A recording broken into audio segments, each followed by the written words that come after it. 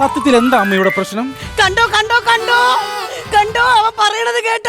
സത്യത്തിൽ എന്താ അമ്മയെ പ്രശ്നം? അപ്പൊ അത് പറയണായിട്ട് ഞാനാണ് ഇവിടുത്തെ പ്രശ്നക്കാരി, അവളല്ലെന്ന്. അയ്യോ അമ്മ, ഞാൻ അത് ഉദ്ദേശിച്ച് പറഞ്ഞതല്ല. കണ്ടോ കണ്ടോ കണ്ടോ കടല് കണ്ടിട്ടെത്ര നാളായി, ഏലോ ഏലോ ഏലേലോ. ആകെ 4 സെന്റ് ഉണ്ട്, അതിൽ നിങ്ങൾ എവിടെ ഏലം നടാൻ പോണു? നിങ്ങൾ ഏലും വേണ്ട, നിങ്ങളുടെ കുരുമുളകും വേണ്ട. അപ്പൊ ഞാനാണല്ലേ പ്രശ്നം? ഞാനാ പ്രശ്നം? അല്ലല്ല, നിങ്ങൾ രണ്ടുപേരും അല്ല പ്രശ്നം, ഞാനാണ് ഇവിടുത്തെ പ്രശ്നം. വേണ്ടടാ വേണ്ട, നീ ഒരു പ്രശ്നവും ഏറ്റെടുക്കണ്ട. ഈ അമ്മ എന്നടാ നിന്റെ ഇവിടുത്തെ ഏറ്റവും വലിയ പ്രശ്നം. ഈ അമ്മ ഈ കുടുംബത്തിൽ നിന്ന് പോയാൽ നിന്റെ എല്ലാ പ്രശ്നവും തീരും. ഞാൻ വല്ല വൃദ്ധസദനത്തിൽ പോയി കിടന്നോളാം.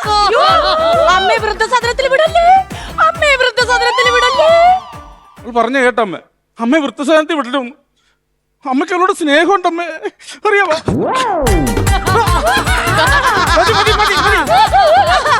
എക്കോസിസ്റ്റം അല്ല വർക്ക് ചെയ്യാനായിട്ട്.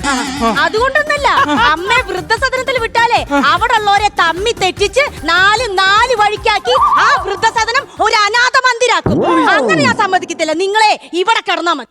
മരം കൂടെ നിന്റെ വാക്കാത്തന്തയുടെ പഴം കുത്തി കേട്ട അവൾ പറയണത് കേട്ടാടാ. അവൾ എന്റെ പ്രായത്തിന് അവൾ അത് മനസ്സിലാക്കാത്ത നിന്നേക്കാൾ എത്ര വയസ്സിന് മൂത്ത തടിയാ?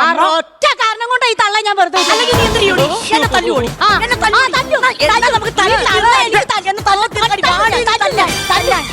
നമുക്ക് മാറി നിൽക്കാൻ കൊടു. നീ നിർത്തടാ, ഞാൻ എന്നെ തല്ലൂടാ, ഞാൻ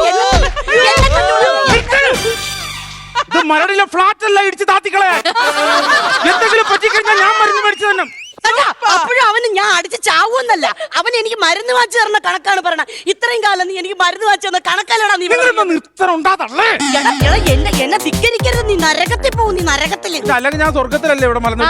അതെ, നിങ്ങളുടെ മോയൊക്കെ ആയിരിക്കും. എന്റെ ഭർത്താവിനെ പ്രാവിയാലുണ്ടല്ലോ, എന്റെ ഭർത്താവിനെ പ്രാവി കഴിഞ്ഞാൽ ഞാൻ നിങ്ങളെ ശപിക്കുന്നല്ലോ. പിന്നെ അവളെ ഭർത്താവ് എടി ശൂന്യക്കാരി, എടി മറ്റേ കൂടാത്രക്കാരി, കൈവശം കൊടുത്തിട്ടല്ലേടി എന്റെ ചെറുക്കനെ നീ മയക്കിയെടുത്തത്. നിങ്ങളിത് വല്ലതും കേട്ടിട്ടുണ്ടോ? എന്നെ കെട്ടിയിട്ട് 1 മാസമായി. ഇതുപോലെ സമാധാനം തരാത്ത ഒരു തള്ളയെ ഞാൻ എന്റെ ജീവിതത്തിൽ കണ്ടിട്ടില്ല. ഇവിടെ സമാധാനം കിട്ടാതെ 2 ആഴ്ച ഞാൻ എന്റെ വീട്ടിൽ പോയി നിന്ന് അവിടെ ഈ തള്ള ഫോൺ ചെയ്ത് എന്റെ സമാധാനം കളഞ്ഞ്. അതാണ് വർക്ക് ഫ്രം ഹോം.